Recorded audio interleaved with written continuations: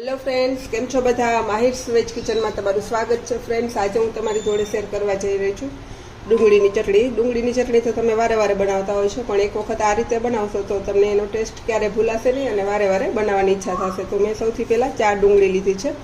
એને ફોતરા કાઢી અને આ રીતે એનો વતલો ભાગ છે એ આપણે બહાર કાઢી નાખવાનો છે.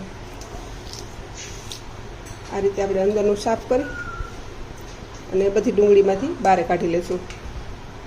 બધા ભાગ વચ્ચેના કાઢી અને આવી રીતેથી આપણે ચોપરમાં નાખી અને ચોપ કરી લેશું. હવે આ રીતે આપણી ચોપ કરેલી ડુંગળી છે એક વાસણમાં આપણે લઈ લેશું. હવે આમાં મેં અડધી વાટકી સિંગ લીધી છે શેકેલી. એને આપણે ખાંડણીમાં ફાટી લેવાના છે. અને મિક્સરમાં કરવું હોય તો તમે ચાલુ બંધ કરી અને કરી શકો છો, પણ ખાંડણીમાં કરવાથી એનો ટેસ્ટ સરસ આવે છે એટલે ખાંડણીમાં કરવાનું. અને આમાં હું 7 થી 8 કળી જેટલું લસણ નાખું છું. હવે આ બેને આપણે ક્રશ કરી લેશું, ખાંડી લેશું. આ રીતે અધકચરું ક્રશ થઈ જાય એટલે આપણે એને ડુંગળી ઉપર મૂકી દઈશું. હવે આપણે એમાં થોડી હળદર, લાલ મરચું પાવડર અને ધાણા જીરું પાવડર આ બધું એડ કરી દઈશું અને થોડું સંચળ એડ કરશું. આનાથી થોડુંક ટેસ્ટ છે એ સરસ આવશે.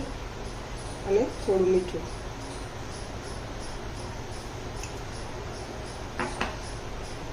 થોડી ધાણા ભાજી આ બધું એડ કરી અને સરસ મિક્સ કરી લેશું.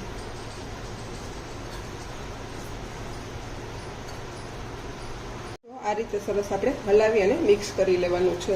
હવે એક વાસણમાં 2 ચમચી જેટલું તેલ લીધું છે. તેલ ગરમ થાય એટલે એમાં આપણે થોડી રાઈ નાખશું,